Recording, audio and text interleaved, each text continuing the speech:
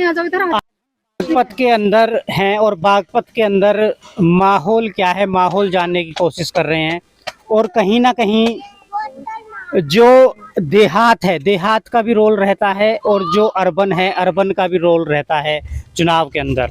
और लोकसभा का चुनाव ऐसा चुनाव है जो कि कोई व्यक्ति देहात में रहता हो या शहरी क्षेत्र में रहता हो, कहीं ना कहीं सबकी नज़रें लोकसभा पे रहती हैं और लोग घर में भी चुनावी चर्चा करते रहते हैं।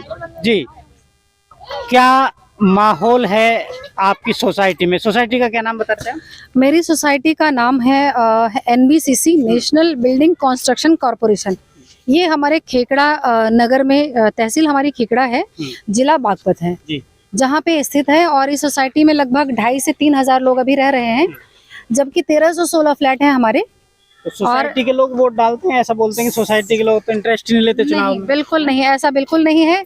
सोसाइटी के लोग बहुत ही पढ़े लिखे और समझदार लोग हैं और पूरी तरह से जागरूक हैं, क्योंकि मैं यहाँ रहती हूँ, इसलिए मुझे अच्छी तरह से पता है कि पढ़े लिखे लोगों में कितनी जागरूकता हो सकती है, उसका मैं आपको कैसे जवाब दूं। लेकिन सबके सब बहुत सतर्क हैं, क्योंकि सबको पता है कि मोदी जी का जो ध्येय है अब की बार 400 पार, और हमारा ध्येय है कि हर बार मोदी सरकार।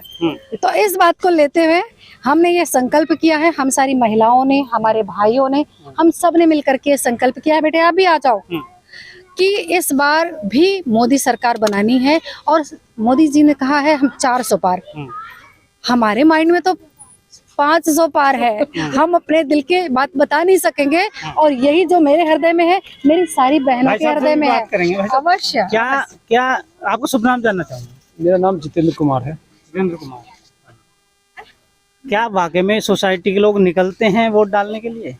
और क्योंकि चुनाव बड़ी गर्मी में होगा, धूप में होगा, और ये भी पता नहीं है कि छुट्टी का दिन होगा या नहीं होगा, तो निकलते हैं क्या? इलेक्शन के समय में जो लोकसभा उस दिन छुट्टी डिक्लेयर रहती है, हमारे सोसाइटी के जितने भी लोग हैं सब वोटिंग करने जाएंगे, और एनडीए का कैंडिडेट है हमारे यहाँ पे, हम लोग यहाँ से उसको जिता के भेज रहे हैं। जिता के भेजेंगे, राइट, ठीक है। कुछ और लोग भी हैं हमारे साथ। वाकई में वोट डालने जाते हैं आप लोग? बिल्कुल सर, अगर छुट्टी नहीं भी होगी तो पहले वोट है, ठीक है ना। अगर सरकार आपको अच्छी चाहिए तो वोट डालनी पड़ेगी आने वाले भविष्य के लिए, अपने और अपने बच्चों के लिए। तो कौन सी सरकार सही है? अब ये तो पता है आपको, मोदी सरकार, हर बार मोदी सरकार। मोदी को आप भी मोदी सपोर्टर हैं? जी सर, मैं भी मोदी सपोर्टर हूँ। कारण तो सर ये तो जग जाहिर है, जो मोदी जी जो कर रहे हैं हमारे देश के लिए न, आज हमारे देश की जो उन्होंने इंटरनेशनल लेवल पे जो पहचान बनाई, वो पहले किसी प्रधानमंत्री ने नहीं बनाई है। तो वो एक है रीजन। और भी अगर हम उनको और मौका देंगे तो जाहिर सी बात है वो और भी प्रोग्रेस करेंगे और हमें भी लाभ दिलाएंगे। महंगाई से कोई दिक्कत नहीं है? महंगाई से सर थोड़ी तो दिक्कत है जो है, बट मौका देंगे। आप लोग चलाते हो तो कहीं ना कहीं। जी सर, घर तो हम लोग चलाते हैं, बजट भी बिगड़ता है, लेकिन हम मौका देंगे, शायद वो आए आगे वाले दिनों में, महंगाई भी कम करें और भी हमें अपॉर्चुनिटीज प्रोवाइड करवाए। सो इस बार भी मोदी सरकार। तो भाई साहब कुछ कहना चाहेंगे? जैसे आमदनी तो वही रही है, आमदनी वही है, लगभग खर्चा बढ़ गया है। हाँ, कोरोना के बाद में आमदनी वही है लगभग ज्यादातर लोगों की। तो जी फिर भी मोदी सरकार? बिल्कुल।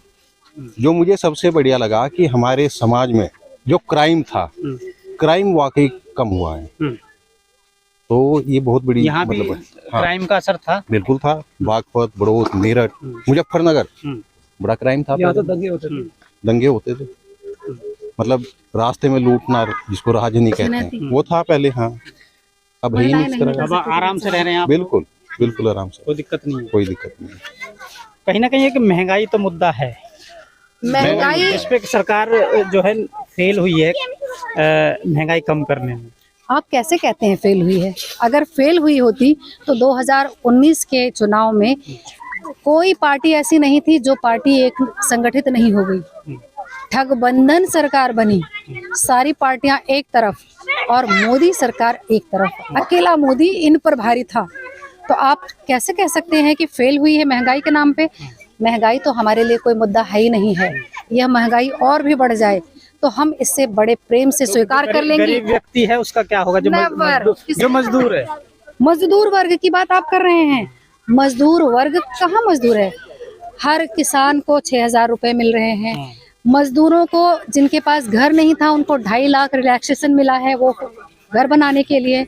सबसे ज्यादा गरीबों के लिए ये फायदे की बात है। उनको रोजगार देने के लिए समूह बनाए गए हैं।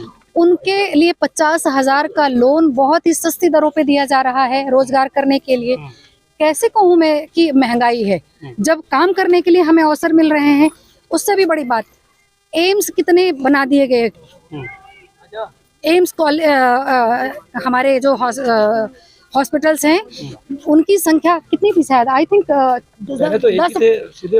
7-8 हुआ करती, 27-28 जने कितने एम्स एक हॉस्पिटल में। आप बताइए, लेबर से मैं ले लूं, स्वीपर से ले लूं, स्वीपर, डॉक्टर, नर्स, मतलब कितने लोगों को रोजगार मिलेगा।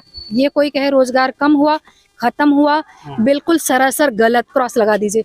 उसके बाद जितने भी हमारे मंदिर बने हैं उनकी भी सफाई से लेके उनकी भी दुकानों का जो, अरे मंदिर बनाने में जो कंस्ट्रक्शन में इतने सारे लोग लगे, सबको रोजगार मिला, ठीक है ना।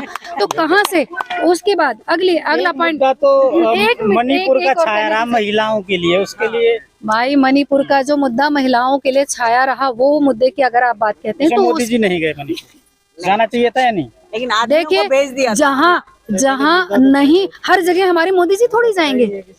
मैं बता तो रही हूँ मुद्दा ये था महिलाओं का कि महिलाओं के का वहाँ पे बलात्कार हुआ था। बलात्कार हुआ था तो वहाँ की सरकार फेल होगी ना। ममता दीदी हमारी फेल हैं। हमने लोग मणिपुर में ममता दीदी थोड़ी है। मणिपुर में ममता जी नहीं। अच्छा, मणिपुर में नहीं, बंगाल में, राइट, ठीक है। मणिपुर में हमारी दूसरी सरकार है, एग्री, पूर्व ईस्ट का है हमारा वो। नहीं, वहाँ एक ही बात है कि सिस्टर्स में से एक है। एक ही बात है कि मोदी जी को जाना चाहिए था या नहीं? नहीं, मोदी जी हर जगह नहीं जा पाएंगे, ठीक है। वहाँ पे सबको भेजकर वहाँ पे कार्य कराया गया है। सुधार कंट्रोल में किया गया। हर जगह मोदी जी नहीं जा सकते हैं।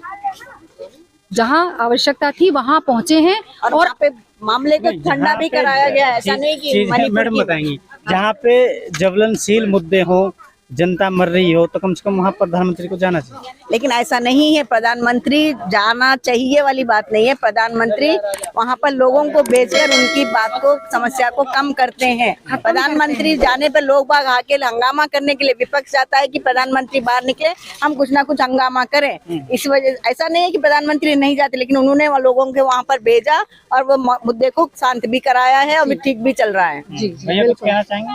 जी, मैं ये कहना चाहूँगा कि पहले तो ये जो एक रिवाज बना हुआ है कि अगर कहीं कोई क्राइम होता है या कहीं पे कोई इंसिडेंट एक्सीडेंट होता है तो पहले तो लोगों को उसकी ग्राउंड लेवल पे कोई जानकारी इन्फॉर्मेशन नहीं होती है।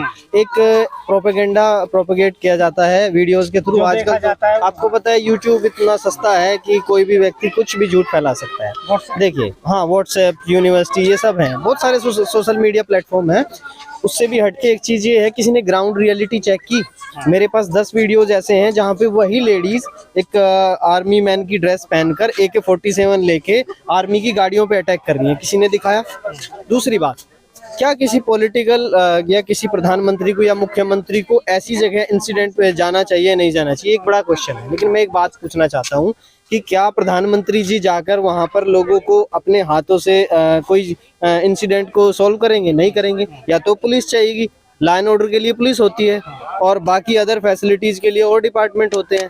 तो प्रधानमंत्री का एक मैसेज होता है, वो मैसेज क्या होता है कि किसी के साथ गलत नहीं होना चाहिए। लेकिन अगर कोई आदमी, जैसे मैं अगर किसी लेडी के साथ या किसी जेंट के साथ बदतमीजी करके और जब मुझे वो रिप्लाई मिले और फिर मैं खड़ा होकर रोने लगूं कैमरे पे, मेरे साथ गलत हो गया, तो उससे पहले का जो जस्ट पहले का इंसिडेंट है उस पर कोई बात करेगा? नहीं करेगा। एक और बात, मोदी जी गए थे पंजाब, रास्ते में लोग बैठ गए, क्या वो उस देश के प्रधानमंत्री नहीं थे उस समय?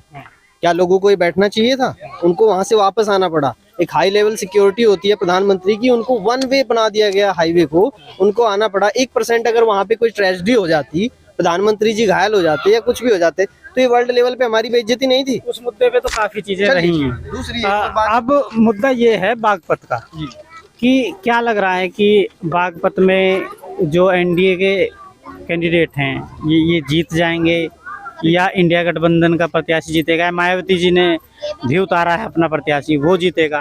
माहौल क्या है? बागपत एक ऐसी सीट है, यहाँ पे सिर्फ 2 ही पार्टियों का वर्चस्व रहा है, या तो पहले लोकदल का था या 2014 से बीजेपी का है। अब आप सोचिए कि दो बड़ी पार्टियां, लोकदल का चाहे एक क्षेत्रीय वजूद ही क्यों ना हो, लेकिन दो पार्टियां जब उनका अलायंस हो जाता है तो आप ऑटोमेटिकली एक अपने आप पे एक गैस कर सकते हैं कि दो बड़ी पार्टियों का अलायंस हो गया तो बाकी के लिए तो जो झूठन है वो बचेगी। इनका इलेक्शन जीत कौन रहा है? सीधी बात। अलायंस का कैंडिडेट जीत रहा है, राजकुमार सांगवान जी जीत रहे हैं। ठीक है। एक और छोटी सी बात जो आपने रोजगार के मुद्दे पर बोली थी, मैं इसके बारे में थोड़ी डीप नॉलेज रखता हूँ तो मैं आपको जरूर बताऊंगा। बैंक्स वगैरह से मेरा काफी टाई अप रहता है। देखिए सर, ठेली लगाने के लिए इस देश में कभी किसी को कोई लोन नहीं दिया जाता था। 50,000 रुपए तक का लोन अंडे की ठेली लगाने के लिए बैंक्स ने दिया है, सरकारी बैंक्स ने। प्रधानमंत्री जी की जो स्कीम्स थे उनके अंडर लेडीज के लिए है। किसी को नहीं पता है वो एक अलग बात है, कोई जानना चाहता है तो प्रधानमंत्री जी की वेबसाइट खोलिए, उस पे आपको एक एक छोटे से छोटा लोन, सरल ऐप, नमो ऐप, मन की बात और पीएम ऐप जो है नमो ऐप, उसमें वहाँ सब कुछ मिलेगा। मैं ये कहता हूँ अगर आपको 20,000 रुपए से कोई काम शुरू करना है तो उसके लिए भी लोन सैंक्शन का प्रावधान है। देखिए मोदी जी नौकरी पे चाहे कुछ भी कर रहे हो, उस पे भी मैं एक जवाब देता हूँ। सरकारी रिजल्ट.com एक वेबसाइट है, अभी आचार संहिता लगी हुई है, अभी भी आप जाके उसको खोलिए तो वहाँ पे अभी भी आपको जॉब्स मिलेंगे जिन पे आप अप्लाई करके एग्जाम में बैठ सकते हैं। तो आप कैसे कह सकते हैं कि जॉब्स नहीं है? और दूसरी बात, मोदी जी का विजन जॉब्स क्रिएट करना नहीं है, मोदी जी का विजन है लोगों को सेल्फ डिपेंड करना। और सेल्फ डिपेंड करने का मीनिंग ये होता है कि आप किसी के ऊपर निर्भर नहीं हो, आप अपना बिजनेस खड़ा करो, आप अपने आप में इतने सक्षम बनो कि आप किसी दूसरे को रोजगार दो। मैं खुद मैं कहूँगा कि मैं एक सेल्फ एम्प्लॉयड पर्सन हूँ। पिछले 6 साल से मैं बिजनेस कर रहा हूँ। By profession I am IT engineer. सही चल रहा है, बाकी सब ठीक है। ठीक है, आपका शुभ नाम और जानना चाहेंगे? नितिन कुमार। क्या लग रहा है कि सांगवान जी जीतने के बाद बागपत आएंगे, दोबारा रहेंगे, यहाँ की जनता के मुद्दे सुनेंगे? क्योंकि क्या होता है, कैंडिडेट जीतता है और फिर गायब हो जाता है। गायब होके कहाँ जाएंगे? वो यहीं के हैं, यहीं के निवासी हैं, तो अपने घर तो आएंगे। और अगर उनको जीतने के बाद, आवाज अलॉट होने के बाद वहां रहने की आवश्यकता है, संसद की मीटिंग से लेनी पड़ेगी तो जाना पड़ेगा। और रह गई बात मुद्दे की, जो नीतियां ऊपर से आएंगी मोदी जी की, प्रधानमंत्री जी की सारी नीतियों को धरातल तक पहुंचाने का काम सांगवान जी को करना पड़ेगा। तो मैं कैसे मान लूं कि वो हमारे पास हमारी समस्याओं का निस्तारण करने के लिए नहीं आएंगे? मैं इसको कभी नहीं मान सकती। निश्चित। हाँ, जैसा कि आपने माहौल देख ही रहे हो, आप हम देहात का भी माहौल दिखा रहे हैं और जो शहरी एरिया है उसका भी माहौल दिखा रहे हैं। तो कहीं ना कहीं डॉक्टर सांगवान से लोग जुड़े हुए हैं, वो पर्सनली जुड़े हैं, कुछ लोग RLD और बीजेपी पार्टियों के थ्रू जुड़े हैं। तो कहीं ना कहीं जैसा लोग कह रहे हैं कि डॉक्टर राजकुमार सांगवान बागपत जीत रहे हैं। बाकी चुनावी ऊँट हैं, किस करवट बैठेगा आने वाले समय में पता चलेगा। धन्यवाद।